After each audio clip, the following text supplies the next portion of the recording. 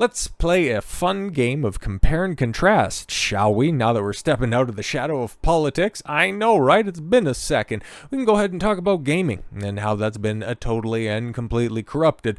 Not unlike politics, but let's shift gears a little bit, shall we? Because we have the First Descendant, which is taken up from Pal World, Helldivers 2, and has become an absolute sensation, a phenomenon, if you will, because you take a look, okay? You take a look at the Steam charts that are on there right now, and yeah, this thing has been cooking since release, okay? Over 250,000 Steam alone users, okay? And I do believe that this is a multi-platform release as well. Within the past 24 hours, 160,000 people in the middle of the week. Like, brother, this thing is hot, okay? It's hot. Players are playing. Journos be journing, okay? IGN giving it a 5, not because of the gameplay is a little bit borked, but simply because we don't like the sexy players. And it's like, oh, okay, cool. IGN, you keep on being exactly who you are. But here you have Asmongold chiming in, talking about the game. And yeah, it has microtransactions. And it's like, yeah, okay. A lot of games do in today's day and age. Sometimes you just have to kind of grin and bear it. But it's also free to play. And if he's saying that they're quite good, Asmongold is also he's pretty sound when it comes to shady consumer practices from the studio. So if he's saying that they're actually quite good, hear him out on here real quick, okay? In a recent YouTube video, Asmongold claims that the microtransactions in the First Descent are good because they don't trap players behind paywalls or force them to pay for unclear rewards. And to be completely honest, man, that's where gamers kind of drew the line in the sand. Okay, company, if you want to have, especially for your free-to-play game, if you want to have a way for people to support your product by simply, I don't know, for a couple of bucks, you can buy some cosmetics, you can buy some things that are inconsequential to gameplay. If players like it, they're going to go ahead and support that way. Hell, that's how Fortnite became the biggest game in the entire world. It was all based on that model.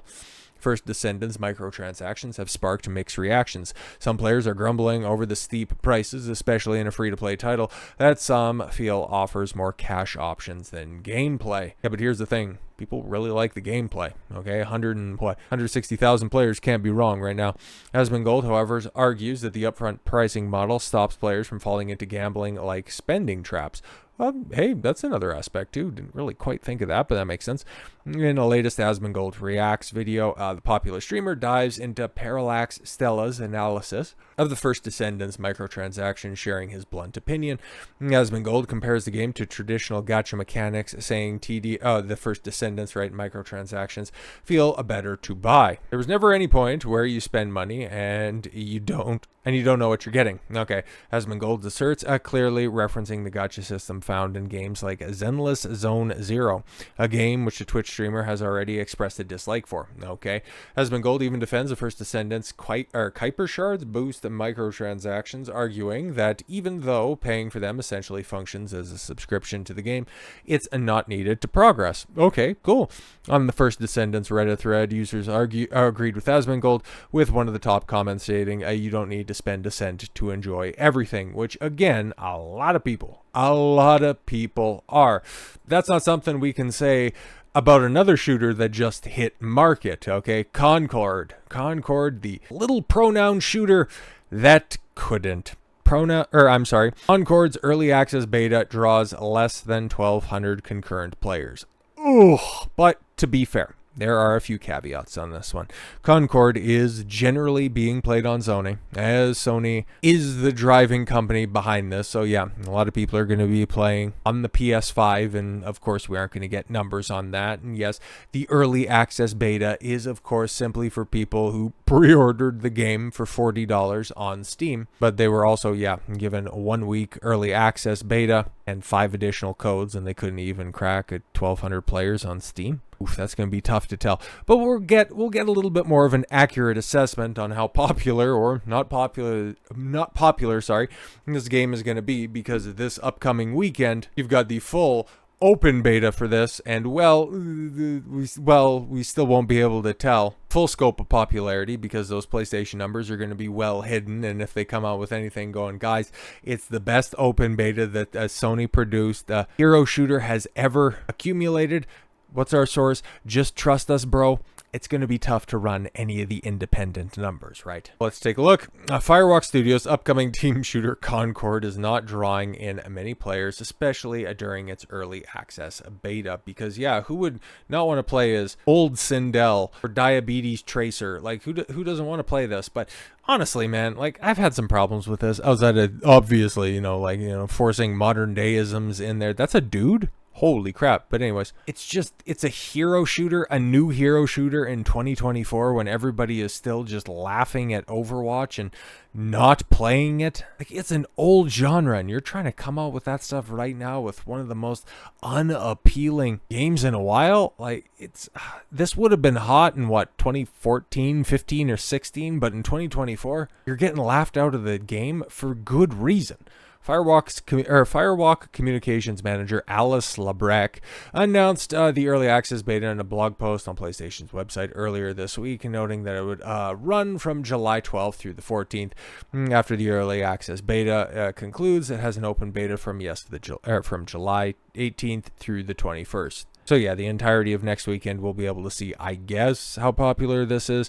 I still don't think it's going to do all that well, but hey, who knows, man? Maybe people have learned from old practices, pattern recognition, right? They learned to not pre-purchase games anymore because they don't want to get burnt by a bait and switch product. No, they don't want to do that anymore. But that's the only lesson that they learned, right? They're just simply waiting for the beta, the early access beta for a game that's going to release, I think, in August or something like that. So is it really a beta? Are you going to learn? Are you going to change anything? Or have you continued to trudge forward and shrug off any criticisms of your game as just a vocal minority trying to hate on diversity? Spoiler, that's what the insiders are reporting. Labrecque detailed the Concord beta early access weekend on PS5 and PC will begin tomorrow, Friday, July 12th at 10 a.m. Pacific Daylight Time. Okay, if you're playing on PS5, you can pre-download the Concord beta starting today, Thursday, July 11th at 10 a.m. Well, that's all fantastic. So yeah, they were really pushing this hard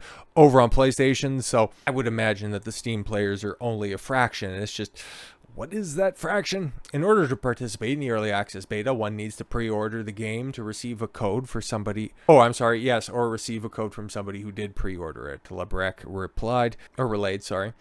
Pre-ordering any edition of Concord will grant you access to the beta early access weekend, as well as 4 extra codes that you can share with friends, so you can squad up on your own crew and take on rival crews together. Interesting. On top of this, the game was opened up to PlayStation Plus members as well, so that's going to go ahead and inflate the numbers, theoretically, right? Now, the game is also giving away codes on social media for PlayStation, Steam, and Epic Games. Oh, so you were also giving away codes, and this is the best that you could do. 1,124 peak players, huh? The game does not seem to be garnering a significant player base, at least on Steam, according to Steam database. The game's concurrent peak players hit 1,124 in the early access beta, but hey, I'm sure literal dozens of people were playing over on Epic Launcher.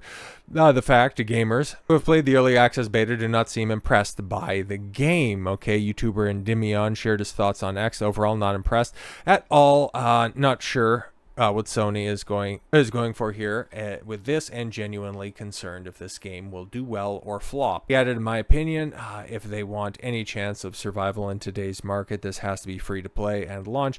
$50 for what feels like a side mode of a more complete game is asking for too much. Really worried about this one. So yeah, positive, it was free and it had a good look. Negatives, character movements sloppy, maps feel boring and lifeless, and no character felt good. Wow, they're really dragging out all of the big guns with this one. Dreamcast guy, what's up, gamers? Also described the game as a Walmart brand Overwatch, which you could kind of glean from the trailers if we're being completely honest, but I guess that really is something coming from a Sony pony for him to criticize this.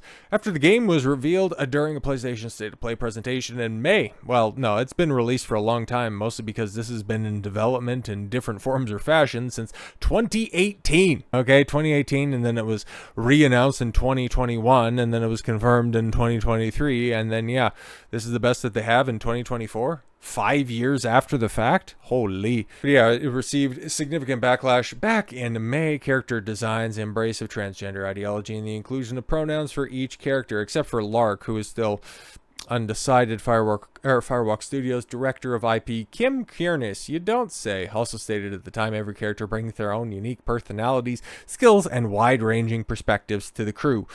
Until people had the opportunity to play it and said that, yeah, doesn't really seem all that unique at all and is in fact a quite just belabored clone of a much more successful, albeit outdated game. Every week when you log into Concord, you will be welcomed with a new cinematic vignette. Oh yes, because that's what people who just want to hop into a hero shooter want, a cutscene.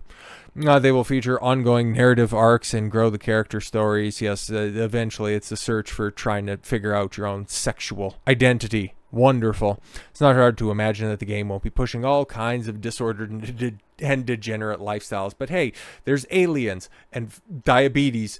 How fantastic. It's amazing to think that even 1,100 people donated a bit of their time to even test out this train wreck. But it'll be interesting when the open beta kicks up into full gear. Does it break 5,000 players? I don't know, man. It's gonna be fun to see because at this point in time, it sounds trite to proclaim, but we are really in the death throes of the woke gaming genre, and Concord's massive failure, more than likely, just another bump on that road, ultimate destruction. Oh well. So with all that said, thank you all very much for the gift of your time. I've been Don Consuelo. I want you to follow your gut and get after it. Take care, everyone.